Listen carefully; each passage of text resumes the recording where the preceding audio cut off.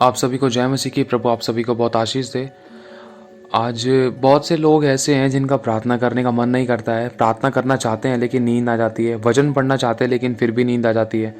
और आराधना नहीं कर पाते, कभी कभी प्रार्थना करने का समय नहीं निकाल पाते। अगर निकलता है तो उसमें भी प्रभु के साथ अच्छे से संगति नहीं कर पाते हैं।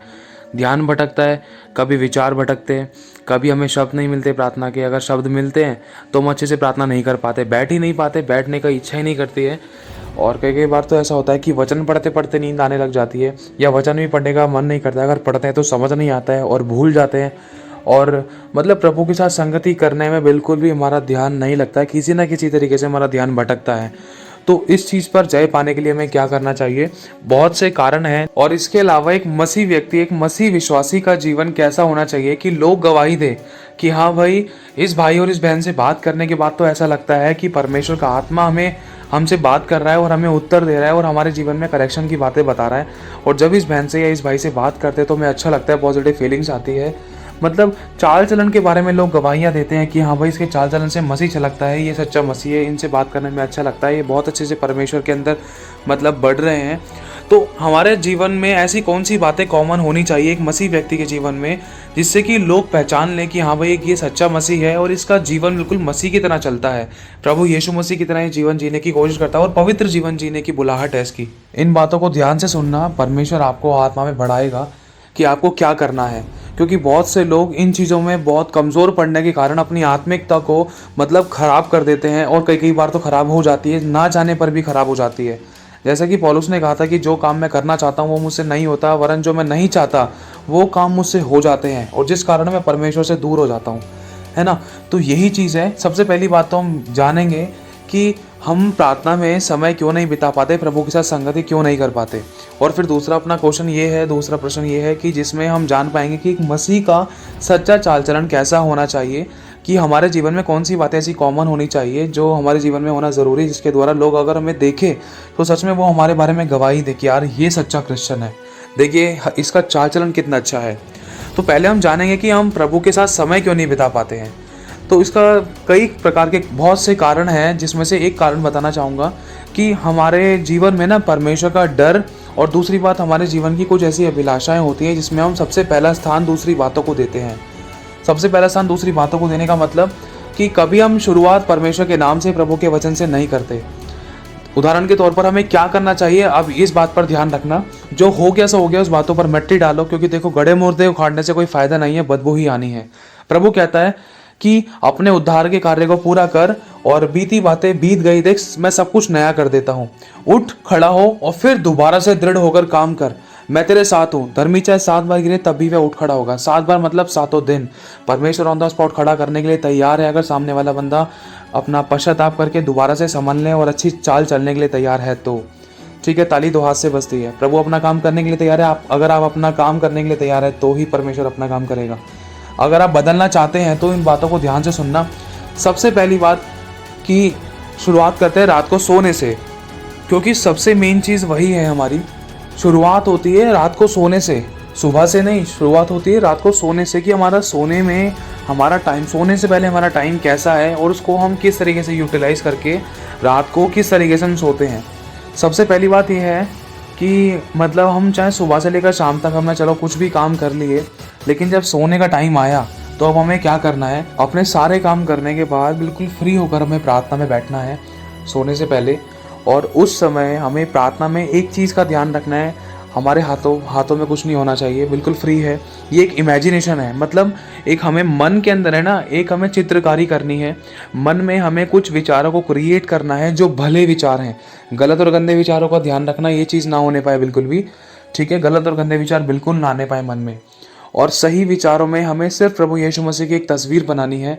क्या तस्वीर बनानी है? जिसमें प्रभु यीशु मसीह क्रूस पर लटके हुए हैं, और उस क्रूस में से हमें अपना हाथ लगाना है। मतलब अपने हाथों से हमें प्रभु यीशु मसीह के क्रूस में से, जैसे उनके कीलों में मतलब लहू लगा हुआ है, उनके हाथों में लहू लगा हुआ है, उनके पैरों में कीलें ठुकी हुई हैं, उनके क्रूस पर लहू लगा हुआ है, उस लहू को लेना है, विचारों में लेना है, एक एक्शन के साथ लेना है कि आंखें बंद करके हाँ भाई, आपके सामने एक प्रभु यीशु मसीह का क्रूस लटका हुआ है, और आप उस क्रूस पे से यीशु मसीह का लहू अपने दाहिने हाथ से या अपने बाहिने हाथ से लहू लेकर अपनी आंखों पर लगा रहे हो।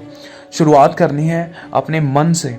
प्रभु यीशु मसीह, मैं आपका पवित्र सामर्थी लहू लेती हूँ या लहू लेता हूँ, मैं अपने मन पर लगाती हूँ, मैं अपने विचारों पर लगाता हूँ, मैं अपने अपने शब्दों पर लगाता हूँ, ठीक है, और अपने सोच विचारों पर, अपनी मेमोरी पावर पर लगाता हूँ, अपने याददाश्त पर यीशु मसीह आपका लहू लगाता हूँ। और मेरी याददाश्त, मेरे विचारों को यीशु मसीह आपके लहू से धो देता हूँ, बिल्कुल भी गंदगी ना आने पाए। प्रभु आपके लहू में शिफा है, छुटकारा है, रिहाई है, बरकत है और दुष्ट के बंधनों से आज़ादी है। आपका लहू तो पवित्र है, जो पवित्र कर देता है। प्रभु आपका पवित्र लहू मैं अपने मन विचारों पर, बुद्धि पर, ज्ञान पर, सोच विचार और समझ पर लगाता हूँ। और उसके बाद यीशु मसीह का लहू लेकर अपनी आंखों पर लगाना, अपनी दोनों आंखों की रोशनी के लिए प्रार्थना करना। प्रभु जो भी मैं देखूँ वो मुझे सिर्फ तेरी महिमा दिखाई दे, पवित्र चीज़ों को देखने पाऊँ। और प्रभु तेरे दर्शन, तेरे स्वप्नों को देखूं मैं सोते वक्त। और प्रभु तेरा आत्मा मुझसे बोले और बातचीत करे, सोते वक्त भी बात करे। और फिर दोबारा से अपने हाथों को प्रभु यीशु मसीह की सलीब पर लेकर, उनका यीशु मसीह का लहू लेकर उनकी छाती पे जहाँ भाला मारा था उस वाले निशान को देखकर एक इमेजिनेशन के साथ बिल्कुल सीरियस कंडीशन में यीशु का लहू लेकर आत्मा में इस बातों का विचार करते हुए अपने सर के बालों पर लगाना है, अपनी बैक पर लगाना है, अपनी रीढ़ की हड्डी पर लगाना है, एक्शन के साथ लगाना है, जैसे हम बॉडी पर अपने तेल लगा रहे हैं। ध्यान रखना, एक इमेजिनेशन करना है आपको, एक सिर्फ विचार में ही सब काम करना है, ठीक है। लेकिन आपको हाथ है ना इस तरीके से चलाना है जैसे कि सच में आप अपनी बॉडी पर कुछ लगा रहे हो, ठीक है। बॉडी के एक एक अंग पर लगाना है, इस बात का ध्यान रखना। और इसमें शुरुआत आपको सर से करनी है और अपने विचारों से करनी है, ठीक है। फिर उसके बाद आपको यीशु मसीह का लहू लेकर अपने होठों पर लगाना है, अपनी ज़ुबान पर लगाना है कि प्रभु मेरी ज़ुबान शुद्ध रहे और जब मैं किसी से बात करूं तो मेरे मुंह से सिर्फ अनुग्रह की और महिमा की और पवित्र बातें निकले, जिससे कि सुनने वाले पर अनुग्रह हो और आशीष ही मेरे मुंह से निकले। कभी कोई क्रोध की, बुराई की बातें ना निकले। चाहे कोई भी कैसी भी परिस्थिति में मैं खड़ा हूँ, लेकिन मेरे मुंह से सिर्फ आशीष और महिमा की बातें निकले। और यीशु मसीह का लहू फिर से लेना है अपने हाथों से, मतलब आंखें बंद करके विचार करते हुए यीशु मसीह के क्रूस पे से लहू लेकर अपने चेस्ट पर लगाना और अपने शरीर के सभी अंगों पर लगाते हुए, अपने हड्डी हड्डी पर, मांस पर, अपने दिल की धड़कनों पर, फेफड़ों पर, लीवर, यकृत, किडनी, अपनी बॉडी के हर एक ऑर्गन्स को मेरे भाई और बहनों धोना, यीशु के लहू से धोना। एक इमेजिनेशन करना, यीशु तेरे लहू से मैं अपने दिल को धोता हूँ, मैं अपने फेफड़ों को धोती हूँ और मैं अपने शरीर के सभी अंगों को धोती हूँ और मैं अपने पेट को, लीवर को, किडनी को, यकृत को, अगर कोई जो समस्या भी थी ना, उस समस्या के लिए भी, जैसे किसी अंग में कोई प्रॉब्लम लग रही थी आपको, तो उस अंग को यीशु के लहू से धोना। विचार करना, प्रभु यीशु तेरा लहू मैंने कलवरी क्रूस से ले लिया है और मैं अपने चेस्ट पर, मैं अपने पेट पर लगा रहा हूँ और प्रभु मैं अपने इस अंग पर लगा रहा हूँ और ये समस्या मेरी यीशु तेरे लहू से खत्म हो रही है। तेरे लहू से मैं अपने इस वाले अंग को, पेट के ये वाले हिस्से को, लीवर को, किडनी को और छोटी आंत, बड़ी आंत, यीशु मैं तेरे लहू से धो देता हूँ। और जो मेरी पाचन क्रिया थी, जो सही नहीं थी, उसको और सही करने के लिए, बिल्कुल ठीक करने के लिए धन्यवाद। मेरी समस्या को यीशु तेरे लहू से खत्म करने के लिए धन्यवाद, ठीक है। यीशु का लहू लगाना है, अपने मेन पार्ट पर भी यीशु मसीह का लहू लगाना है और अपने हिप्स पर, घुटनों की कटोरियों पर, अपने जांघों पर, अपनी पिंडलियों पर, अपनी हड्डी हड्डी पर, अपने पैरों पर, शरीर के सभी अंगों को यीशु के लहू से धो देना, डुबो देना बिल्कुल। क्योंकि शैतान को ना देखो नखून चाहिए छोटा सा, वो जगह तो अपने आप बना लेता है। फिर उसके बाद देखो, ये बात आपको शायद सुनने में अटपटी और थोड़ी सी अजीब लगेगी, लेकिन इन बातों का एक्सपीरियंस मैंने अपनी लाइफ में किया है। परमेश्वर ने बहुत बार बचाया है और खरोच तक नहीं आने दी, जिसमें लोगों के लेने देने पड़ सकते थे, उसमें परमेश्वर ने हमें खरोच तक नहीं आने दी। और परमेश्वर ने इन्हीं बातों को सिखाया है हमें कि एक छोटी छोटी सी प्रार्थनाएं हमारी एक इमेजिनेशन के साथ और विश्वास के साथ कि जब हम प्रार्थना करते हैं तो परमेश्वर हमें बचाता है, वो हमारी हड्डी हड्डी की रक्षा करता है, उसमें से एक भी टूटने नहीं पाती। क्यों? क्योंकि यीशु का लहू हमें सब पापों से शुद्ध करता है और यीशु का लहू हमारी रक्षा करता है। और शैतान इन्हीं 2-3 चीजों से डरता है। सबसे पहला यीशु के वचन से और यीशु के नाम से और यीशु के लहू से। और फिर आपको यीशु मसीह के लहू को अपने लहू के अंदर मिलाना है। प्रभु यीशु मसीह, आंखें बंद करके प्रार्थना करके घुटनों के बलाकर बोलना है, प्रभु यीशु मसीह मैं आपका लहू लेता हूँ, कलवरी क्रूस से आपके लहू को लेती हूँ और आपका लहू मेरे माथे पर टपक रहा है और आपका लहू मेरे लहू के अंदर मिल रहा है। प्रभु जी, मेरे लहू की सारी समस्याएं, सारे साइड इफेक्ट्स, सारी प्रॉब्लम्स यीशु तेरे लहू से धुल रही हैं। तेरा लहू जिसमें सामर्थ है, जिसमें ताकत है, जिसमें कुव्वत है, जिसमें बल है, जिसमें शक्ति है, प्रभु उस लहू को यीशु तेरे कलवरी क्रूस से मैं लेता हूँ, मैं लेती हूँ, मैं अपने लहू में मिलाती हूँ। प्रभु तेरी सामर्थ को मैं महसूस कर रही हूँ। अंगीकार करना, पॉजिटिवली अंगीकार करना शुरू करना, बोलना शुरू करना, प्रभु तेरी सामर्थ मुझ में आ रही है, अब मैं बदल रहा हूँ, मैं बदल रही हूँ, मैं चंगी हो रही हूँ, मैं ठीक हो रहा हूँ, मैं बिल्कुल ठीक हूँ, तेरी सामर्थ से भर रहा हूँ, तेरी ताकत से भर रहा हूँ, जो ताकत आपको जिम जाने से, जो ताकत आपको भैंस का दूध पीने से नहीं मिल सकती ना, जो ताकत आपको दुनियावी प्रोडक्ट खाने से नहीं मिल सकती ना, वो ताकत आपको यीशु के लहू से मिल सकती है और यीशु के वचन से मिल सकती है। और जो चंगाई, जो छुटकारा, जो सामर्थ, जो अभिषेक, जो ताकत, जो अनुग्रह आपको किसी दुनियावी वस्तु से या सामान से या किसी धन दौलत से जो नहीं मिल सकता ना, वो चीज़ आपको प्रभु यीशु के लहू से मिल सकती है। बस आपको विश्वास से दीन और नम्र होके, शून्य होके, पापों की क्षमा मांग के ये सारे काम करने हैं। ठीक है, यीशु का लहू फिर अपने लहू में मिलाने के बाद प्रभु यीशु का लहू अपनी हड्डी हड्डी पर लगाना, अपने जोड़ों पर लगाना, और फिर उसके बाद ये सारी प्रार्थना करने के बाद है ना, आपको बहुत मेन चीज़ एक बात ध्यान रखनी है। जब आप प्रार्थना में बैठते हो, बैठने के बाद आपको थोड़ी सी आराधना करनी है, 4 शब्दों की या 5 शब्दों की, छोटी हो या बड़ी हो, आराधना करनी है। कोशिश करो कि ज़्यादा लंबे टाइम तक आप बैठ पाओ। ठीक है, और एक रूटीन बना लो अपना कि आराधना करने के बाद आपको डायरेक्ट इसी तरीके से प्रार्थना शुरू करनी है जिस तरीके से अभी आपको बताई गई है लहू लगाने की। ठीक है, आपको रोज़ाना ऐसे लहू लगाना है रात को सोने से पहले, क्योंकि लिखा है कि शैतान है ना अंधकार में काम करता है जब इंसान सो जाता है। लिखा है ना, चोर चोरी करने, नाश करने और घात करने आता है। मैं इसीलिए आया कि तुम जीवन पाओ और बहुत आयत से पाओ। और चोर कब आता है? जब सब सो जाते हैं। शैतान रात को अंधकार में गंदगी के बीज बो के जाता है। किसी को गलत और गंदे सपने आते हैं, किसी के जीवन में कोई बीमारी, कोई समस्या, क्योंकि कुछ मैंने ऐसी गवाहियाँ सुनी हैं, क्योंकि शैतान अंधकार में ज़्यादा काम करता है और अंधकार की शक्तियाँ रात में ज़्यादा काम करती हैं।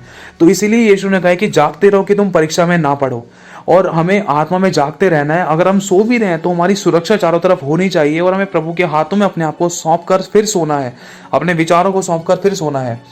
ठीक है, और जब आप अपनी पूरी बॉडी पर लहू लगा चुको हो, उसके बाद आपको आत्मिक हथियार पहनने हैं। इफिसियों के 6 अध्याय में लिखा है, मेरे भाई और बहनों, ये मसीह जीवन के अंदर ये बातें होना बहुत ज़रूरी है। शायद ये बातें आपको कोई बहुत मुश्किल बता पाए, या ये बातें आपको शायद सुनने के लिए पता नहीं बहुत मुश्किल मिल पाए।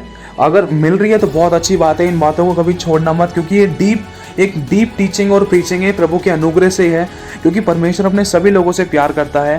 प्रभु ने मुझसे और आपसे, हम सबसे प्यार किया है। प्रभु ने ये मुझे भी सिखाया है अपने अभिषिक्तों के द्वारा, और हमारी कोई औकात नहीं है ये सारी बातें, ये सारी चीज़ें हम सीखें, क्योंकि परमेश्वर ने हम पर अनुग्रह किया है, दया की है। इसीलिए हम ये सारी बातें सीख पाए हैं, उसकी गहराई को समझ पाए हैं, ताकि हम प्रभु में और लौलीन हो सके, और सच्चाई, खराई, पवित्रता में बढ़ सके, और सुरक्षित रह सके, और आत्मा में बढ़ पाए। ये नहीं कि थोड़ा सा आत्मा में बढ़े, फिर पाप कर दे, फिर नीचे गिर गए। नहीं, इन चीज़ों से बचने के लिए ही तो परमेश्वर ने ये तरीके हमें सिखाए हैं।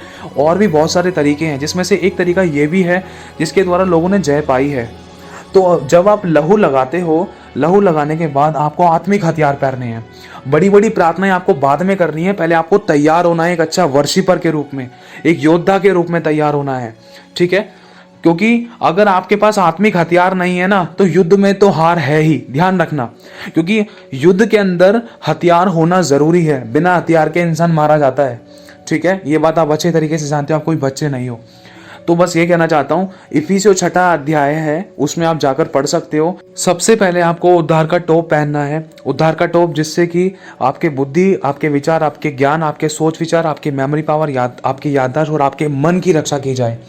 जैसे एक व्यक्ति हेलमेट को पहनता है ना, उसी तरीके से आपको इमेजिनेशन करके, आंखें बंद करके, विचार करके, अंगीकार के साथ बोलना है कि प्रभु यीशु के नाम से मैं उद्धार का टोप पहनती हूँ या उद्धार का टोप पहनता हूँ। अगर आपने बैप्टिज्म ले रखा है तो बहुत अच्छी बात है, क्योंकि बैप्टिज्म हमारा उद्धार का टोप है। अगर आपने पानी का बपतिस्मा नहीं ले रखा है तो कोशिश करो जितना जल्द से जल्द हो सके वचन और प्रभु में और बढ़ने के बाद आप पानी का बपतिस्मा ज़रूर लो, और परमेश्वर की गहराई में जाने की ज़रूर कोशिश करो। और इसके अलावा आप एक इमेजिनेशन के साथ भी उद्धार का टोप पहन सकते हो, क्योंकि आपने मन फिरा रखा है। लेकिन पापों से तौबा करना ज़रूरी है, ध्यान रखना। मन फिराने का मतलब पापों से तौबा करना, अपनी बुराइयों से दूर रहना। ठीक है, और एक इमेजिनेशन के साथ आपको बोलना है कि यीशु मसीह मैं उद्धार का टोप पहनता हूँ, उद्धार का टोप पहनती हूँ, जिससे मेरे सर की, मेरे विचारों की, मेरे आत्मिक सर की और मेरे शारीरिक सर की रक्षा की जाए, जिससे कि शैतान का कोई अटैक ना होने पाए। ठीक है, और विश्वास की ढाल लेनी है, जिससे कि दुष्ट के जलते हुए तीरों को बुझा सको। ये दूसरा आपका हथियार है, जिसके द्वारा आप बच सकते हैं। विश्वास की ढाल से आप बच सकते हैं। अगर आपका विश्वास है ना, तो शैतान चाहे कितना भी गिराने की कोशिश करे, कितना भी अगेंस्ट में परिस्थितियां दिखाए, कितना भी विरुद्ध में परिस्थितियां दिखाए, चाहे फैमिली को लेकर, चाहे घर परिवार को लेकर, चाहे नौकरी, बिजनेस, धंधा, रोजगार को लेकर, किसी भी चीज़ को लेकर, किसी भी बात को लेकर, तो आपको विश्वास मजबूत रखना है, ताकि दुष्ट के जलते हुए तीर बुझाए जाएं। ठीक है, इस बात का ध्यान रखना। दूसरा हथियार है हमारा विश्वास की ढाल। ठीक है, विश्वास की ढाल के बाद है आत्मा की तलवार जो परमेश्वर का वचन है। अगर आपके पास आत्मा की तलवार जो परमेश्वर का वचन, मतलब वचन का ज्ञान होना आपको बहुत ज़रूरी है। परमेश्वर के वचन की गहराई होना बहुत ज़रूरी है। अगर उदाहरण के तौर पर जैसे अगर आप एक युद्ध में खड़े हो और आपके हाथ में एक गन है, बंदूक है, लेकिन बंदूक के अंदर गोली नहीं है ना, तो कोई फ़ायदा नहीं है। मार खा के या अपने आप को ख़त्म करके बिल्कुल हार मानकर या तो वापस लौटने वाली बात है या ज़िंदगी को ख़त्म करने वाली बात है। आप समझ सकते हो, ठीक है। तो एक बंदूक के अंदर गोली ना वचन का काम करती है। तो इसी तरीके से ना वचन की तलवार आपको लेनी है कि शैतान, अगर आपका विश्वास जगमगा रहा है तो आपको वचन से उसको ख़त्म करना है, गंदी बदरूह को नष्ट करना है। वचन क्या? अगर आपको कोई शैतान दिखा रहा है बीमारी का, दर्द पीड़ा का, परेशानी का या नाकामयाबी का दिखा रहा है, तो आप तुरंत वचन बोलो कि लिखा है शैतान तू हारा था, हारा है और हारा ही रहेगा, तू मेरे पैरों के नीचे है। लिखा है कि मेरे यीशु के नाम से मैं चंगी हूँ, मैं चंगा हूँ। यशायाह 53:4 में लिखा है। शैतान को बताओ कि ये लिखा है, ये वचन की तलवार होती है, इससे आपको युद्ध करना है। क्योंकि जब शैतान प्रभु यीशु मसीह के पास आया था, देख यीशु यदि तू परमेश्वर का पुत्र है, पहले तो यीशु मसीह के मन में शक को डाला कि यीशु मसीह के मन में शक है कि सच में परमेश्वर का पुत्र है या नहीं। और दूसरी बात, यीशु ने मतलब इस चीज़ को नोटिस किया कि शैतान मुझे भरमा रहा है। किस तरीके से? वचन के तरीके से। क्यों? क्योंकि शैतान ने यीशु मसीह से ये कहा था, अगर तू परमेश्वर का पुत्र है तो इस पत्थर को बोल दे कि ये रोटी बन जाए। तो यीशु मसीह ने ऑन द स्पॉट उत्तर दिया। क्यों? क्योंकि यीशु मसीह वचन से भरा हुआ था, आत्मा से भरा हुआ था। आत्मा की तलवार थी उसके पास, वचन की तलवार थी। वचन क्या है? परमेश्वर, ठीक है। तो उसी वचन को यीशु मसीह ने ऑन द स्पॉट उस शैतान के सामने मुंह से अंगीकार किया। लिखा है कि मनुष्य केवल रोटी ही से नहीं परंतु हर एक उस वचन से जीवित रहेगा जो परमेश्वर के मुख से निकलता है। प्रभु यीशु मसीह ने भी शैतान को वचन के द्वारा मात दी, शैतान को वचन की तलवार से हराया। क्योंकि शैतान ने चाल चलने की कोशिश करी थी, शैतान भी कभी कभी वचन के द्वारा भरमाने की कोशिश करता है। तो आपको वचन से भरा हुआ होना ज़रूरी है। जितना हो सके उतना वचन पढ़ना पड़ेगा आपको, ताकि आपको याद रहे कि किस समय पर किस समस्या के लिए कौन सा वचन बोलना है। उदाहरण के तौर पर जैसे कोई बीमारी थी, किसी को कोई परेशानी थी, अगर किसी के लिए कोई चंगाई की प्रार्थना करनी, तो उसके लिए आपको चंगाई का वचन बोलना ज़रूरी है। उदाहरण के तौर पर जैसे कि आपके जानने में, आपके रिलेटिव्स में या आपके फैमिली में या किसी के भी जीवन में अगर कोई भी आपको समस्या, बीमारी रूपी समस्या दिखाई दे रही थी, तो उसमें आपको परमेश्वर के चंगाई के वचन की तलवार को इस्तेमाल करना है। चंगाई का वचन जैसे कि लिखा है यशायाह 53:4 में, अगर किसी के पेट में दर्द था या पेट में दर्द हो रहा था या किसी को फीवर था, कफ था, कोल्ड था, वटेवर कोई भी प्रॉब्लम थी, तो उस समय आपको चंगाई की जरूरत है। चंगाई को रिलीज करना है, चंगाई के वचन को बोलना जरूरी है, ठीक है। क्योंकि उस समय सामने वाले के जीवन में बीमारी है और बीमारी का इलाज है छुटकारा, चंगाई, पापों की क्षमा। तो आपको ये वचन बोलना जरूरी है। जैसे कि लिखा है यशायाह 53:4 में कि निश्चय मैंने तुम्हारे दुखों को सह लिया और तुम्हारे ही रोगों को उठा लिया और मेरे मार खाने से तुम चंगे हो चुके हो। तो इसी तरीके से आपको वचन की तलवार को इस्तेमाल करना आना चाहिए कि किस समय पर क्या वचन बोलना है। अगर कोई स्टडी कर रहा है, किसी को बुद्धि चाहिए, तो उसके लिए बुद्धि की बातें मांगनी है। परमेश्वर का डर आए और परमेश्वर उसको बुद्धि दे, ज्ञान दे, समझ दे और परमेश्वर की पवित्र आत्मा की अगुवाई इसके जीवन में हो, ताकि ये शारीरिक और आत्मिक एग्जाम अच्छे से देने पाए, ठीक है। तो ये वचन की तलवार है, इसमें आपको इस्तेमाल करना आना चाहिए। और जैसा कि बताया आपको, तीसरा हथियार हमारा है वचन की तलवार। परमेश्वर का वचन आत्मा की तलवार है और इसे हमें लेकर चलना है, तैयार रहना है और उसको चलाना भी है। ये नहीं कि सामने शैतान ने समस्या दिखा दी और हम बीमारी के गीत गा रहे, तलवार को हाथ में रखकर घूम रहे हैं, या मतलब परमेश्वर के वचन को याद करके घूम रहे हैं, परमेश्वर के वचन का अंगीकार नहीं कर रहे हैं। हमें युद्ध लड़ना भी जरूरी है, ठीक है। कभी कभी शैतान ऐसा भरमा देता है, हम तैयार तो होते हैं, हमारे पास सब अधिकार है, याद भी रहते हैं वचन, कई बार हम प्रार्थना भी कर सकते हैं, लेकिन इन चीज़ों में हमारा ध्यान जाता ही नहीं है, वरना हम समस्या में अपने आप को और फंसा देते हैं। गलत शब्दों को बोल के, गलत विचार करके, गलत बातों को बोल के अपने आप को मतलब इन चीज़ों के अंदर और दबा देते हैं। मतलब इन समस्या को अपने ऊपर इतना हावी कर लेते हैं अपने मुंह के शब्दों के द्वारा। क्यों? क्योंकि हम समस्या के अंगीकार ज्यादा करते हैं, समाधान के नहीं करते। समाधान क्या है? परमेश्वर का वचन। बताओ शैतान तू चुप हो जा, शैतान तू हारा था, हारा है और हारा ही रहेगा, ये समाधान है प्रभु के वचन में। इस समस्या के लिए ये समाधान लिखा है। प्रभु का वचन कहता है मैं तुझे छुड़ा लूंगा, प्रभु का वचन कहता है मैं तुझे चंगा करूंगा, प्रभु का वचन कहता है मैं तुझे आजाद करूंगा, मैं तुझे आशीष दूंगा, मैं तुझे छुटकारा दूंगा, मैं तेरी जरूरतों को पूरा करूंगा, मैं तेरे टूटे रिश्ते को जोड़ूंगा। शैतान को इन वचन की तलवारों से उसको मारो, शैतान को सुनाओ कि आपको वचन मालूम है। क्योंकि शैतान बहुत चालाक है, वो देखेगा ना, अरे ये मसीह व्यक्ति को तो उसको तो कुछ युद्ध करने नहीं आता, ये तो नॉर्मल सी प्रार्थना करके उठ जाता है, ये क्या मेरे से लड़ेगा, देख इसको भी गिराऊंगा, देख गलत गंदी अभिलाषा में इसको भी डराऊंगा, देख अभी रोने और भिलकने लग जाएगा और वरन अपने आप को ही उल्टा सीधा बोलेगा या तो घर में लड़ बैठ लेगा। या घर में लड़ भिड़ लेगी, या तो अपने माँ बाप से उल्टे सीधा कर लेगी बातें, या तो किसी का दिल दुखा देगी, या आपस में मतलब लड़ भिड़ कर ही मर जाएंगे और खामा का रो आके फिर आराम से सो जाएगी। फिर इसके दिन की शुरुआत ऐसे ही होगी और दोबारा से इसका दिन ऐसे ही बीतेगा। तो यही चीज़ है, शैतान इन चीज़ों को जानता है। आपको वचन की तलवार आपके पास होना बहुत ज़रूरी है और उसको चलाना भी ज़रूरी है। बंदूक लेकर घूमने से कोई फ़ायदा नहीं है, शत्रु नहीं मरेगा। आपको उसके अंदर गोली रखनी है, आपको पता रखना है, आपको मालूम होना चाहिए कि आपको किस समय पर कौन सा वचन बोलना है। ठीक है, इसलिए अपने आप को वचन और आत्मा से भरो, परमेश्वर के वचन से भरो। इस बात के लिए प्रार्थना भी करनी है आपको। और ये तीसरा हथियार था आपका, जो परमेश्वर का वचन, जो आत्मा की तलवार कहलाता है। और अब आपको चौथा हथियार लेना है, सत्य से अपनी कमर कसनी है। सत्य क्या है? परमेश्वर का वचन, कि चाहे कैसी भी परिस्थिति शैतान डाल दे, चाहे कुछ भी हो जाए, आपको सत्य से नहीं हटना है। देखो, कभी कभी ऐसी परिस्थिति आ जाती है घूसखोरी को लेकर, या किसी को कुछ सच बताने को लेकर, या कुछ ऐसी परिस्थिति आ जाती है जिसमें झूठ बोलने की मतलब पूरी संभावनाएं रहती है, लेकिन नहीं बोलना है। झूठ बोल दिया तो पाप कर दिया और आज्ञा ना मानने वालों के जीवन में शैतान काम करता है। फिर मत बोलना कि शैतान ने ये कर दिया, वो कर दिया, प्रभु ने मदद नहीं करी, मैंने तो प्रार्थना भी करी थी। परमेश्वर ने डिसीजन दिए हैं, उसने कहा है कि सत्य को पकड़ कर रख, सत्य के अनुसार चल। जीवन मार्ग और सत्य यीशु ही है और यीशु की आत्मा की अगुवाई में चलना है। चाहे कुछ भी हो जाए, चाहे अपने दिल दुखाएं, चाहे अपने छोड़ जाएं, चाहे पैर लड़खड़ाएं, यीशु को याद करना, सत्य को पकड़ कर रखना, तभी आप पूरी तरीके से जय पा सकते हो। क्योंकि परमेश्वर भी आपकी जब ही मदद कर पाएगा जब आप सत्य पे चल रहे हो, वरन तो वो तो अपने वचन से बंधा हुआ है। अगर आप पाप करने पे चल रहे हो, अगर आपने पाप को चुना है, बुराई को चुन लिया है, अगर आपने गलत संगति को या गलत काम को या गलत योजना को या गलत चुनाव कर लिया है, तो उसमें परमेश्वर हमारी मदद नहीं कर सकता है। क्योंकि उसने साफ लिखा है कि पापों ही के कारण मैंने तुमसे अपना मुंह छिपा कर रखा है। और ये सारे पाप ही होते हैं जिसमें परमेश्वर की इच्छा, परमेश्वर की आज्ञा और परमेश्वर का सत्य नहीं होता, जिसमें हमारे गलत चुनाव होते हैं ना, तो ये पाप ही है। लेकिन एक बात का ध्यान रखना, स्टार्टिंग में थोड़ी सी समस्या लगती है सत्य पर चलना, लेकिन अगर आप इसमें बने रहोगे तो जीत आप ही की होगी। हमेशा से सत्य की जीत हुई है। समस्या चाहे आती हैं, लेकिन आपको मजबूती से बने रहना है। प्रभु सदा के घमंड का कारण ठहराता है और अपने बच्चे को देखता है, क्योंकि लिखा है धर्मी को वो परखता है। यदि आप धर्मी हैं तो वो आपको परखेगा। और ये भी लिखा है कि जिसको वो पुत्र बनाता है, जिसको वो पुत्री बनाता है, उसकी ताड़ना भी करता है।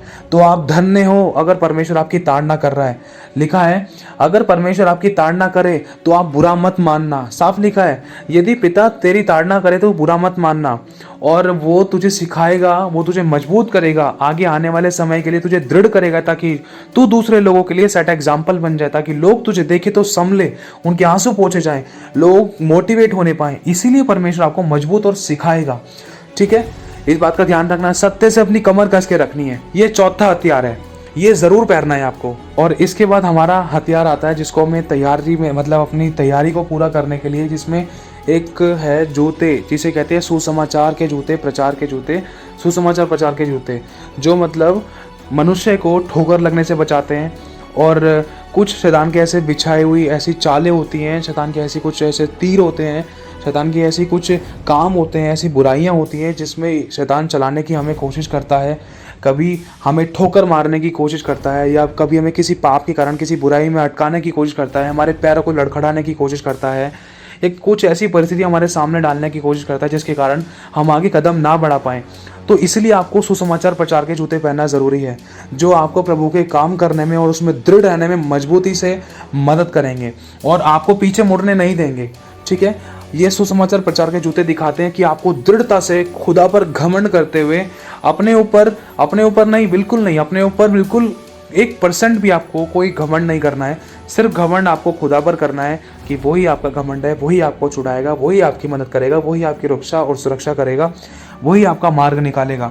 चाहे आपको सामने से मार्ग नहीं दिखाई दे रहा, लेकिन वो सुसमाचार प्रचार के जूते अगर आपने पहन रखे हैं और परमेश्वर के ऊपर आप घमंड करते हो, उसके ऊपर पूर्ण रूप से विश्वास करते हो और उसकी बाट जो रहे हो कि प्रभु चाहे कुछ भी हो जाए, मुझे पता है तू मार्ग निकालेगा और तू मुझे संग संग लेकर चला फिरा करेगा, तेरा वायदा है, तो प्रभु आपका मार्ग जरूर निकालेगा। क्योंकि उसका वचन कहता है मैंने अपने दूतों को तेरे निमित्त आज्ञा दी है कि वो तेरे टेढ़े मेढ़े मार्गों को सीधा करें। जो शैतान ने टेढ़े मेढ़े मार्ग बना रखे थे ना, उबड़ खाबड़ पथरीले, जिसमें हम चल नहीं पा रहे थे, तो उसमें चलने के लिए आपको ये सुसमाचार प्रचार के जूते, जिसमें जो आपको मजबूत रखते हैं, जो आपको ठोकर खाने से और गिरने से, आपको थकने से, डगमगाने से और रपटने से बचाते हैं। कभी कोई अभिलाषा या किसी प्रकार की कोई भी ऐसी समस्या जिसके कारण आप गिर सकते थे, लेकिन ये जूते आपको संभालेंगे।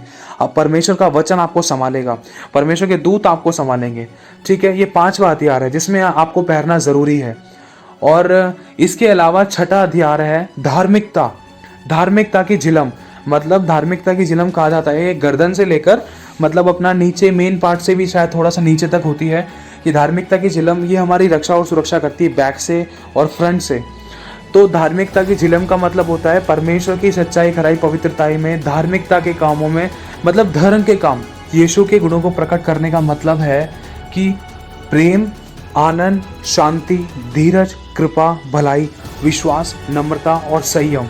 जो काम यीशु ने किए वो हमें करने हैं। यीशु के गुण यही हैं, माफ़ करना, प्रेम करना, दया करना।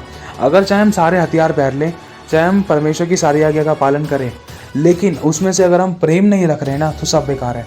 लिखा है, मैं अगर स्वर्गदूतों की बोलियाँ बोलूँ और अपनी देह जलने के लिए भी दे दूँ या अपना सारा धन कंगालों में बांट दूँ, और अगर मैं पहाड़ों को भी हटा दूँ, मुझे इतना सामर्थ्य विश्वास हो, अगर मैं बीमारों को चंगा करूँ, मुर्दों को जिंदा करूँ, बड़े बड़े चमत्कार करूँ, लेकिन अगर मैं प्रेम ना रखूँ तो मैं कुछ भी नहीं।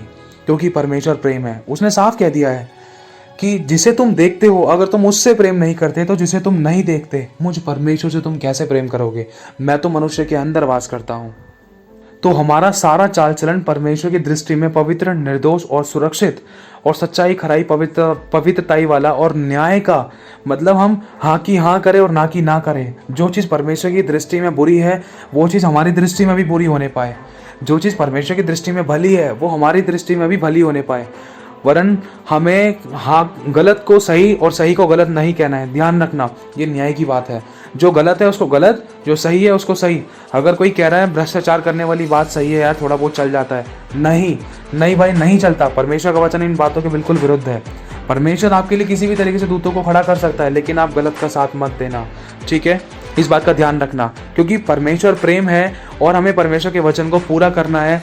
धार्मिकता की झिलम यही होती है, हमें परमेश्वर के गुणों को प्रकट करना है, भले काम करने हैं, आत्मा से भरकर परमेश्वर के गुणों को प्रकट करना है, ताकि लोग गवाही दें कि हाँ भाई ये है एक सच्चा मसीह। सबसे पहली बात इस बात का ध्यान रखना, जो आपको पहली प्रश्न का उत्तर मिला है कि आप प्रार्थना क्यों नहीं कर पाते थे, क्यों? क्योंकि ये बातें हमारे जीवन में नहीं थी। क्योंकि एक आत्मिक युद्ध है। आत्मिक युद्ध के लिए आपको आत्मिक रूप से तैयार होना जरूरी है, तभी आप शारीरिक रूप में इन बातों पर जय पा सकोगे। शुरुआत आत्मा से होती है, क्योंकि परमेश्वर ने साफ कह दिया है कि तुम लोग आत्मा से शुरू करके, मतलब हम विश्वास तो करते हैं आत्मा से, मन से विश्वास तो करते हैं और मन से ये विश्वास भी करते हैं कि यीशु मसीह जी उठाया, प्रार्थना में भी बैठते हैं, लेकिन हम शरीर की लालसाओं पर इनको खत्म कर देते हैं। नहीं, हम आत्मा से शुरू करके शरीर पर क्यों खत्म करते हैं? परमेश्वर ने साफ बोला इस बारे में। अब हमें शरीर की अभिलाषाओं पर जय पाने के लिए इस प्रकार की प्रार्थना करना बहुत ज़रूरी है। और भी बहुत सारे तरीके हैं, लेकिन एक ये तरीका भी बहुत बेस्ट है। इस तरीके को ज़रूर अपना अपनी लाइफ में, ये 6 प्रकार के आत्मिक हथियारों को ज़रूर पहनना। और इसके साथ साथ आपको एक चीज़ ध्यान रखनी है, जब आप अपने सारे आत्मिक हथियार पहन लो, इसमें एक बार मैं फिर से बता देता हूँ परमेश्वर की आत्मा के द्वारा। सबसे पहला उद्धार का टोप, विश्वास की ढाल, और इसके बाद आत्मा की तलवार जो परमेश्वर का वचन है, सत्य से अपनी कमर कसनी है, मेल के सुसमाचार के जूते पहनने हैं, और छठा धार्मिकता की झिलम पहननी है, मतलब परमेश्वर के गुणों से भर जाना है आपको। आपके अंदर जो भरा हुआ होगा ना, जो भरा हुआ होगा, चाहे आपको कोई कितना भी सताए, कितना भी दुख दे, आपके अंदर जो भरा हुआ होगा वो ही निकलेगा। इस बात का ध्यान रखना। उदाहरण के तौर पर, जैसे हमारा कोई पड़ोसी है, ऐसा सच में नहीं है लेकिन एक उदाहरण के तौर पर बताना चाहता हूँ, एक उदाहरण जिससे कि द्वारा आप समझ पाओ। जैसे एक भाई है, उसका एक पड़ोसी है, तो उसका पड़ोसी बार बार कूड़ा वगैरह साफ़ करता है ना, घर में कूड़ा वगैरह साफ़ करता है, तो बार बार है ना कूड़ा सामने वाले के घर के दरवाजे पे डाल देता है, तो दरवाजे पे डाल देता है, तो यही चीज़ है ना बार बार चलती रहती है। और जो सामने वाला दरवाजे वाला बंदा होता है ना, वो देखता है यार ये बंदा बगल का अपना कूड़ा सारा इकट्ठा करके मेरे दरवाजे पे क्यों डाल देता है। तो जिसके दरवाजे पे डाला जाता है ना, उस बंदे के घर के पास है ना एक पेड़ लगा रहता है, फल का पेड़ होता है, और कुछ अच्छे अच्छे फल फ्रूट्स आते हैं उस पेड़ पर। तो फिर क्या करता है वो सामने वाला बंदा उसके दरवाजे पर कूड़ा डालता है, बार बार हर 2-3 दिन बाद कूड़ा डालता है, इकट्ठा करके फेंक देता है, झाड़ू से झटक देता है। और फिर उसके बाद वो बंदा ना ये नोटिस करता है, यार ये बार बार मेरे दरवाजे पे कूड़ा डालता है, मेरे को समझ नहीं आता है, अपने डस्टबिन में भी तो फेंक सकता है, लेकिन कोई बात नहीं, चल आज मैं इसके पास है ना अपने पेड़ के फल लेकर चलता हूँ। तो वो फल लेकर जाता है, पहले दिन फल देता है जाकर, ये लो भैया ये लो फल ले लो। दरवाज़ा खटखटाता है, वो सामने वाले घर में जो कूड़ा फेंकते हैं ना उनके पास जाता है कि ये लो भैया मैं आपके लिए फल लेकर आया हूँ। मेरे मन में आया कि मैं आपको फल दूँ, मेरे पास बहुत सारे फल पड़े हैं, पेड़ लगा है आपको मालूम है। तो सामने वाला कहता है यार तू मुझे फल देने आया है, फल क्यों देने आया है? तो उस बंदे ने जो फल देने आता है ना, तो वो ये कहता है कि देखो भाई, जो आपके पास है वो आप मुझे देते हो, और जो मेरे पास है वो मैं आपको दे रहा हूँ। आपके पास कूड़ा है, आप मुझे कूड़ा देते हो, और मेरे पास फल है, मैं आपको फल देता हूँ। तो उसको यही बात है ना बहुत चुभ जाती है, और वो ना मन ही मन में मतलब एक तरीके से पश्चाताप करता है, यार ये बंदा कितना तीनों नम्र है, इसने मेरे से लड़ाई भिड़ाई नहीं करी है, मेरे से लड़ने के लिए नहीं आया, वरन मेरे पास फल देने के लिए आया। सबसे बड़ी इंसानी दीनता नम्रता होती है, माफ़ करना, अपने जीवन को छोटा कर देना और अपने जीवन से सामने वाले को ऊंचा उठा देना। ये है एक तरीके से धार्मिकता के काम, जिसमें परमेश्वर के गुण प्रकट किए जाएं। तो जो चीज़ आपके अंदर भरी हुई होगी वही आपके जीवन से, आपके शब्दों से, आपके मन से, आपके विचारों से, आपके शब्दों के द्वारा होकर निकलेगी। इस बात का ध्यान रखना, क्योंकि लिखा है जो मन के भंडारों में होता है ना वही हमारे मुख से निकलता है। और इन्हीं चीज़ों के द्वारा मनुष्य अपने चाल चलन को प्रकट कर देता है कि हाँ भाई हमारा चाल चलन कैसा है। अपने मुंह की बोल के द्वारा इंसान दोषी और निर्दोषी ठहराया जाता है। और इसी तरीके से आप अपने युद्ध को जीत सकते हो। आपको आत्मिक हथियार पहनने के बाद मतलब सबसे पहले आपको प्रार्थना में बैठना है, छोटी सी आराधना करनी है, पश्चाताप करना है माफ़ी मांगकर, फिर यीशु का लहू लगाना है, फिर ये 6 प्रकार के आत्मिक हथियार पहनने हैं। आत्मिक हथियार को पहनने के बाद सबसे मेन चीज़ है आपको यीशु मसीह के अधीन होना है। लिखा है कि प्रभु मैं तेरे अधीन होऊंगा, क्योंकि तेरा वचन कहता है कि जो परमेश्वर के अधीन होएगा शैतान उसके सामने से भाग जाएगा। क्योंकि लिखा है पहले परमेश्वर के अधीन हो जाओ, फिर शैतान का सामना करो, तब शैतान तुम्हारे सामने से भाग जाएगा। क्यों? अगर मैं अपने परमेश्वर के अधीन हो जाऊंगा तो मेरा परमेश्वर मेरा युद्ध लड़ेगा। वो देखेगा कि मेरा बेटा मेरे आगे झुक गया है, ये सामर्थ्य नहीं है लेकिन ये तैयार है और ये मेरे पास झुका है। इसने अपने ऊपर घमंड नहीं किया कि भाई मैं ही युद्ध जीतूंगा, वरन मेरा बेटा मेरे सामने आकर झुक गया है, तो बाप उस युद्ध को लड़ेगा। और लिखा है शैतान हमारे सामने से भाग जाएगा।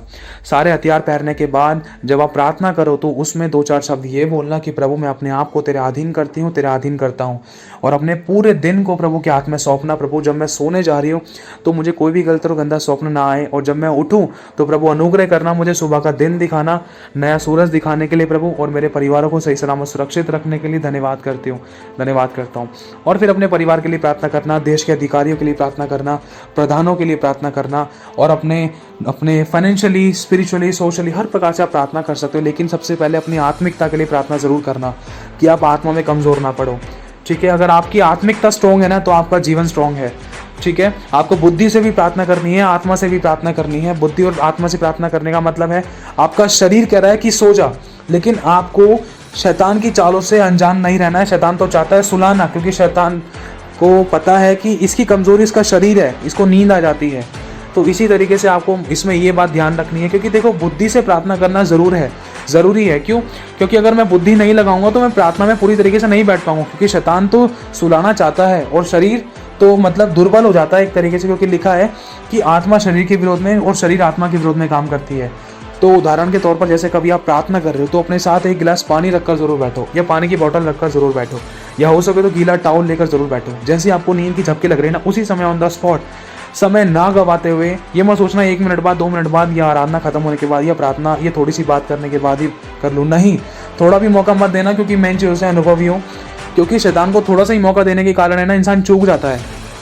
उसी समय ऑन द स्पॉट पानी को मुंह पर मारना, अपनी आईब्रो को भिगोना, अपनी आंखों पर पानी मारना, थोड़ा ठंडा पानी पीना, या मुंह को धोना, या फिर कोशिश करना कि अगर उपस्थिति में से अगर नहीं उठना पड़े तो बहुत बढ़िया रहेगा। तो इससे पहले कि आप अपने पास एक गीला टॉवल या गीला रुमाल या थोड़ा सा 1 गिलास पानी रखकर बैठ जाओ, या पानी की बोतल रखकर बैठ जाओ। ठीक है, इस बात का ध्यान रखना। बुद्धि से भी प्रार्थना करनी है, ठीक है, ताकि आप और लॉन्ग टाइम तक प्रभु की उपस्थिति में बैठ पाओ। और फिर सारी प्रार्थना जैसे भी आप करना चाहते हो, और उसमें अपनी लिस्ट मत लगाना, दूसरों के लिए प्रार्थना करना। लिखा है दूसरों की खेती सींचोगे तो तुम्हारी खेती सींची जाएगी। देश के अधिकारियों के लिए, प्रधानों के लिए, हाकिमों के लिए प्रार्थना करना, और जो लोग बुराई कर रहे थे उनके लिए प्रार्थना करना कि उनके जीवन में परमेश्वर का डर आए। और फिर उसके बाद अपने परिवार के लिए प्रार्थना करना कि आपका परिवार विश्वास में आए, स्ट्रॉन्ग प्रेयर्स करना। और फिर उसके बाद आप अपनी आत्मिकता के लिए प्रार्थना करना, प्रभु मुझे वचनों में, आत्मा में, गुड़ भेदों में, प्रकाशनों में, तेरे डर में, तेरी सच्चाई, खराई, पवित्रता में बढ़ा। मुझसे बोल और बातचीत कर, मुझे अपनी महिमा के लिए इस्तेमाल कर।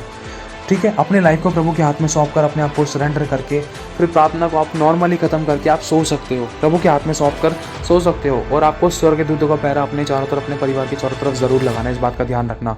यीशु के लहू का बाड़ा अपने परिवार के, अपने पड़ोसियों के, अपने घर परिवार के, अपने फैमिली मेम्बर्स के, अपने रिलेटिव्स के, अपने शहर के, अपने देश के, अपने गाड़ियों के चारों तरफ जरूर लगाना, ठीक है, क्योंकि ये सारी बातें हमारी जिम्मेदारियां हैं। ध्यान रखना इन बातों का, चूकना मत बिल्कुल भी, परमेश्वर का आत्मा आपसे बात करेगा। और दूसरा, कभी भी आप जब जैसे ही सुबह उठते हो, उठते के साथ ही आपको सबसे पहला शब्द अपने बिस्तर पर ही बोलना है, प्रभु तेरा धन्यवाद तूने उठाया। उसी समय हो सके तो छोटा सा 2-4 शब्द आराधना के, या एक कोरस गा के, स्टार्टिंग के कुछ 2-4 लाइनें आराधना की गा के और धन्यवाद करके आप पवित्र आत्मा की उपस्थिति को मांगकर और पवित्र आत्मा के अपने पूरे हाथों में सौंप कर अपने आप को कि प्रभु पवित्र आत्मा जी, आज का पूरा दिन मैं आपके हाथों में सौंपती हूँ, आप मुझे चलाएं, आप हमारी अगुवाई करें, जहाँ जैसे भी चाहते हो आप लेकर चलना, अपनी महिमा करना, मुझे इस्तेमाल करना, सही सलामत सुरक्षित रखना, आपके हाथों में सौंपते हैं, यीशु के नाम से मांगते हैं, आमीन। ठीक है, बस एक छोटी सी नॉर्मल प्रार्थना करके अपने आप को सरेंडर करके प्रभु के हाथ में सौंप कर फिर अपने काम कर सकते हो। और शुरुआत हो सके तो जितना बेस्ट है कि आप छोटी सी आराधना करने के बाद एक वचन ज़रूर पढ़ें, एक वचन ज़रूर पढ़ें। एक मसीह व्यक्ति के जीवन में ये सारी बातें होना बहुत ज़रूरी है, इस बात का ध्यान रखना। ठंडा गुनगुना व्यक्ति मत बनना, क्योंकि लिखा है ठंडे और गुनगुने लोगों को प्रभु मुंह से उगलने पर है। परमेश्वर ने साफ कह दिया है कि भला होता कि तू ठंडा होता या गर्म होता, तो गुनगुना है, इसीलिए मैं तुझे अपने मुंह से उगलने पर हूँ। तो आपको इसमें सरगर्म रहना है प्रभु के वचन में, ठीक है, प्रभु का वचन पढ़ना है, प्रभु के हाथों में सौंपना है पूरे दिन को। और कहीं पर भी आना जाना है, अपने कामों पर जाओ तो प्रभु को साथ लेकर चलना है। प्रभु मेरे साथ चल, कोई भी बुराई ना होने पाए, कहीं गलत संगत ना होने पाए, कोई गलत सुनाना ना होने पाए, कोई गलत काम विचार ना जाने पाए मेरे जीवन में, ना ही कोई मुझसे गलती होने पाए। प्रभु मेरी अगुवाई करना, मेरे संगों साथ रहना, ठीक है। अगर खाना पीना खाते हो तो प्रभु को बुलाओ, खाते समय प्रभु से प्रार्थना करो। अगर आप एक टॉफ़ी भी खा रहे हो तो उसको प्रार्थना करके खाओ, यीशु तेरे नाम से ब्लेस करती है, मुझसे पहले उनको मिले जिनको नहीं मिला। प्रभु तेरे स्वर्गदूतों के द्वारा तेरे लोगों को वचन मिले तेरा, ताकि अनंत जीवन पाएं और शारीरिक और आत्मिक भोजन पाएं, दोनों प्रकार का भोजन पाएं प्रभु, और तेरे लोग बचाए जाएं। छोटी सी प्रार्थना करके आप खा सकते हो, ब्लेस करो, क्योंकि लिखा है प्रार्थना के द्वारा भोजन खाने पीने की वस्तुएं शुद्ध हो जाती हैं, क्योंकि परमेश्वर ने इन्हें खाने पीने के लिए ही बनाया है, ठीक है। प्रार्थना के द्वारा आप हर एक वस्तु को शुद्ध कर सकते हो। यीशु के लहू से मैं खाने पीने की भोजन वस्तु को शुद्ध करता हूँ, कोई नुकसान नहीं होगा मेरे को, क्योंकि वचन कहता है मैं किसी वस्तु को भी, मैं किसी नाशक वस्तु भी खा पी लूँगा तो मुझे कोई हानि नहीं हो सकती, ठीक है। पर लेकिन जानबूझकर ऐसी हरकतें नहीं करनी है कि कोई जहर पी जाओ, इस बात का ध्यान रखना। जानबूझकर हमें ऐसी गलतियाँ नहीं करनी, क्योंकि हम इन बातों को आत्मा में जानते हैं कि क्या गलत है क्या सही है, ठीक है। अनजाने में की हुई गलती को परमेश्वर माफ़ करता है। और प्रार्थना करनी है, प्रभु खाने पीने की वस्तु को यीशु तेरे नाम से शुद्ध करते, पवित्र करते, जब मैं खाऊं जो बल बुद्धि और ताकत मिले तेरे लिए इस्तेमाल हो, कोई नुकसान ना हो, ठीक है। इस तरीके से चलते फिरते उठते बैठते अपने कपड़ों को ब्लेस करो, अपने जूतों को ब्लेस करो, और अपने घर के खत्तों को ब्लेस करो, किचन की हर एक वस्तु को ब्लेस करो, अपने सोफों को, अपने पलंग को, अपने एसी को, ईच एंड एवरीथिंग, हर एक चीज़ को ब्लेस करो, अपनी इलेक्ट्रिसिटी को, मतलब दूर से ब्लेस करो। जरूर नहीं है कि इन चीज़ों को हाथ लगाना, आप दूर से भी ब्लेस कर सकते हो, जो चीज़ हाथ नॉर्मल लगा के कर सकते हो वो कर सकते हो, लेकिन कोई रिस्क मत लेना, क्योंकि हमारा परमेश्वर दूर और पास दोनों का परमेश्वर है। हम चाहे तो बैठे बैठे कहीं पर भी किसी भी चीज़ को ब्लेस कर सकते हैं, किसी भी व्यक्ति के लिए कहीं से भी कैसे भी प्रार्थना कर सकते हैं, ठीक है। प्रार्थना करो कि प्रभु जो भी मेरे घर में आए सारा किया तेरा भार बेअसर हो जाए, कोई भी शैतान के काम ना होने पाए, वरन प्रभु तेरी महिमा हो। प्रभु आज मेरे जीवन में बड़ी बड़ी गवाही बनेगी, भविष्यवाणी करना शुरू करो। जो भी इस घर में आएगा, घुसेगा, एंट्री करेगा, हमारे सारे काम बनेंगे। अपने डॉक्यूमेंट्स के लिए प्रार्थना करो, और अपने रुके हुए कामों के लिए प्रार्थना करो, और अपने प्रभु से गलतियां पूछो, प्रभु जिस गलती के कारण मेरा ये काम रुका हुआ था, मेरी उन गलती को प्रकट कर, मुझे क्षमा कर, मुझे बता क्या गलती है ताकि मैं करेक्ट करूं, क्षमा कर प्रभु, मेरे लिए मार्ग निकाल। और अपने घर की वस्तुओं के लिए प्रार्थना करो, प्रभु कोई नुकसान ना होने पाए, जो नुकसान हुआ उनकी भरपाई करे पिता, या कोई गलती है तो क्षमा करे, हमें बताएं हमें क्या करना है करेक्ट, ठीक है। कुछ बातों को लेकर आपको प्रार्थना करनी है। एक मसीह जीवन में ये सारी बातें ज़रूर होनी चाहिए, इन बातों को हमें हल्के में नहीं लेना है। अगर आप इस तरीके से प्रार्थना करोगे, अगर आपने इस प्रकार से भी अगर आपने एक हफ्ते तक प्रार्थना करी, तो अपने लाइफ में आत्मिकता में आप अपने आप को एक मजबूती से महसूस करोगे, और देखोगे कि परमेश्वर का वचन और सामर्थ आपके जीवन में से किस तरीके से बह रहा है। कहते हैं ना कि जैसे यीशु ने कहा था कि जो मुझ पर विश्वास करता है, जो मुझसे पिएगा वो कभी प्यासा ना रहेगा, वरन उसमें से जीवन जल की नदियाँ बह निकलेगी। जीना मसीह, मरना लाभ। हर काम में प्रभु के वचन को इज्जत देना, हर काम में पहला स्थान प्रभु को देना, क्योंकि प्रभु ने साफ कह दिया है जो भी कुछ करो प्रभु की महिमा के वचन के अनुसार करो। हर बात में प्रभु की महिमा छिपी होनी चाहिए। उठना बैठना, खाना पीना, चलना फिरना, सोना जागना, प्रभु प्रभु प्रभु प्रभु मेरे साथ चले, मेरे साथ खाए, मुझसे बात करें, मुझे सिखाएं, मुझे सुनाएं, मेरी अगुवाई करें, यहाँ मैं चलो या ना चलो, तेरी इच्छा तो मुझे लेके चल, तेरी इच्छा नहीं तो नहीं जाऊँ।